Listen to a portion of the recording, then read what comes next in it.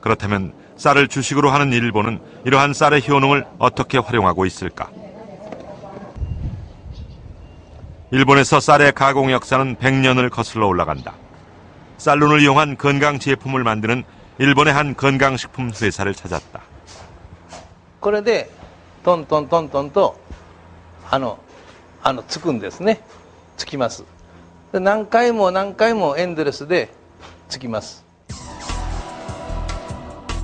100년 전부터 사용해 아직도 계속 사용하고 있다는 오래된 장비. 이 회사는 이 장비를 이용해 1년 동안 숙성시킨 쌀룬을 가루로 만들고 있다.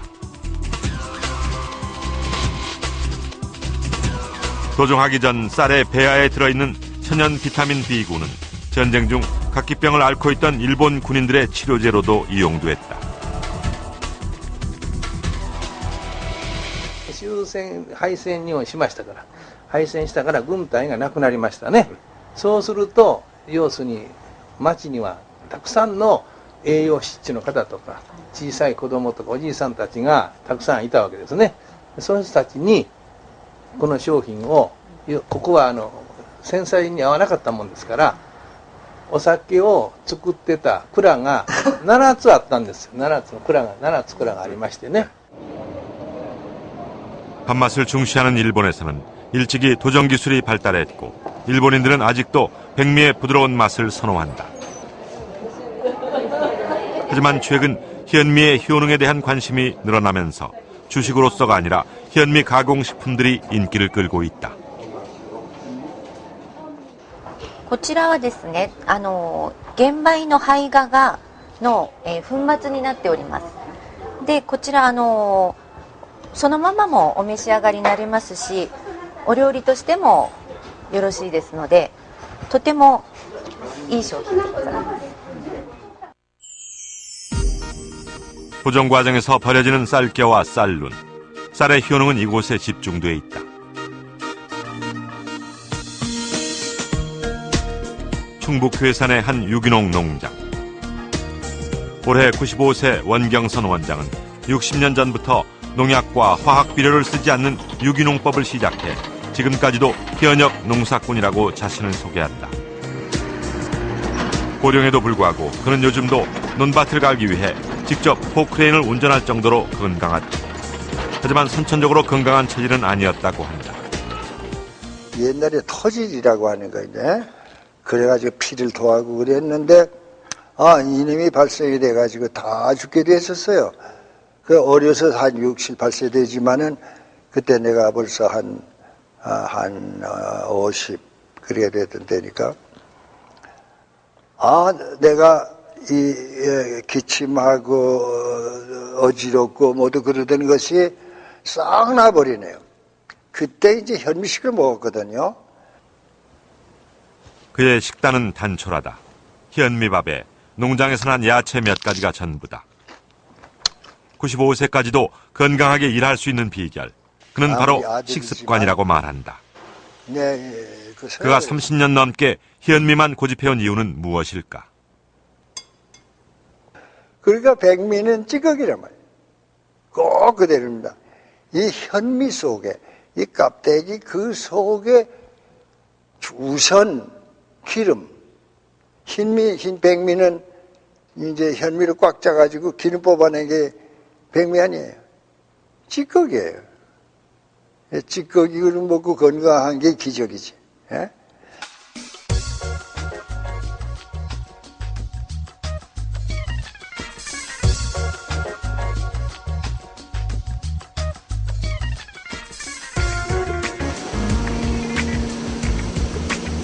쌀의 역사는 인류의 역사와 함께 해왔다.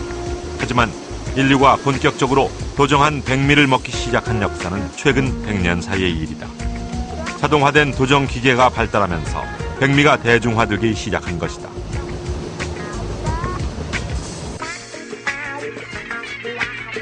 하지만 최근 쌀의 영양에 대한 관심이 커지면서 선택의 폭이 넓어졌다. 다양하게 도정된 쌀이 생산되고 있는 것이다.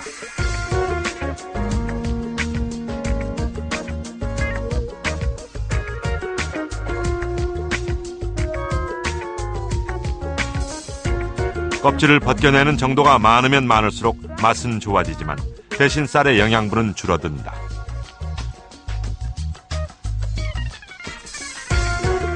보통 1분도미, 2분도미 하는 것은 1분도는 보통 100g을 기준으로 삼았을 때 1% 이렇게 깎아내려 1분도, 2%, 2분도 이런 식으로 얘기하거든요. 그랬을 때 보통 우리가 먹는 것은 많이 깎을수록 맛이 좋습니다. 13분도, 12분도, 10분도 이렇게 깎을수록 맛은 좋지만 눈이 떨어져 나가고 바깥에 있는 기능 물질이 다 빠져나가기 때문에 제가 보기엔 아주 바깥에 있는 부분만 살짝 도정을 해서 그게 뭐 2분도, 3분도가 될지 잘 모르겠습니다. 살짝 도정을 해가지고 씨눈이 붙어있는 상태로 먹는 것이 가장 좋지 않겠는가. 쌀의 구조는 껍질인 쌀겨, 그리고 쌀눈과 배유로 나누어지는데 모든 영양분은 쌀겨와 쌀눈에 집중돼 있다. 배유만 남은 백미를 먹을 경우 쌀 전체 영양분의 5%만을 섭취하는 셈이 된다.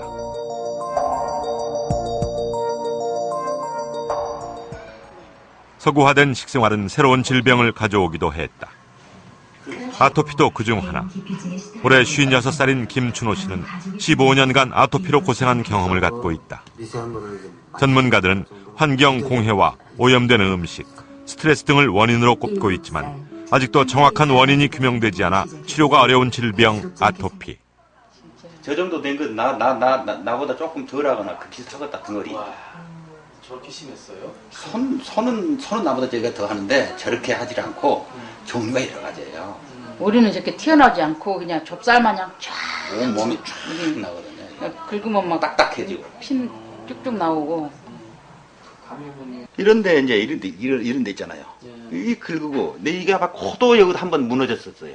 코가 이렇게 빵 끊었어요. 이렇게 돼가지고 아주 애 먹었어요. 코도 아파갖고 그랬어요. 딱 그래 진짜 죽고 싶더라고. 이게 이제 그때 마지막으로 이게 코도 그랬지. 이것은 나중에 가르쳤는데 아토피의 고통에서 해방되고 한 사람의 경찰로 살아가고 있는 하루하루가 인생의 덤이라고 생각한다는 김춘호 경감. 그는 죽음과도 같은 아토피의 고통과 아토피를 극복하게 된 과정을 책으로 써냈다. 그가 책에서 가장 강조하는 것은 바로 식습관.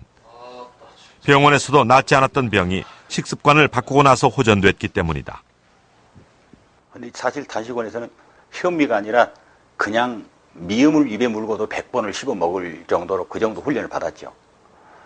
그런데 이제 단식 끝나고 나니까 먹고 싶은 허기, 그것 때문에 막 빨리 넘어가는 경우도 있고 그런데 최대한 낮은 그래서 한 50번 이상씩 깨물러서 먹어야만이 그 현미가 소화가 그대로 들어가면 소화가 잘 안 됩니다.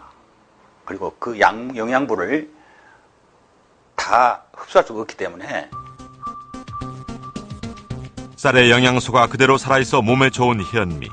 하지만 현미로 밥을 짓는 과정은 백미에 비해 번거롭다. 밥을 하기 전 최소 3시간 이상 물에 불려야 하기 때문이다. 현미는 제대로 먹지 않으면 영양 섭취율이 현저하게 떨어진다. 현미의 섭취율을 높일 수 있는 방법은 오래 씹는 것. 하지만 백미로 지은 밥에 익숙한 현대인들에겐 번거로운 일이 아닐 수 없다. 현미가 몇 가지 단점을 가지고 있어요. 그러니까 밥을 했을 때 이런 그 지방 성분들이 밖에 있기 때문에 그 물이 침투가 잘 안 돼서 밥을 했을 때 약간 까실까실한 느낌이 있고 또 그 현미의 겉부분에 있는 피틴산이라는 것이 소화를 장애시키는 종자 특유의 그런 성분을 가지고 있거든요. 그래서 여러분이 드셨을 때 어떤 그 소화가 좀 안 되고 좀 이렇게 속이 더부룩하다던가 이런 그런 불쾌감을 가진 경우들이 많거든요. 또 그래서 여기에서 출발을 해서 그 대부분의 현미의 성분들이 그 그러니까 잠자고 있는 쌀이라고 얘기를 할 정도로 영양 성분들이 많이 흡수를 저희 현대인들이 못하고 있어요. 그게 장의 길이가 짧아지고 또는 이렇게 씹는 것들이 굉장히 빠르기 때문에 소화를 충분히 할 수 있는 그런 시간이라든가 어떤 그런 작용들을 받지 못해서 대부분이 빠져나오는 영양 성분이 흡수되지 못하고 빠져나오는 그런 단점을 가지고 있거든요.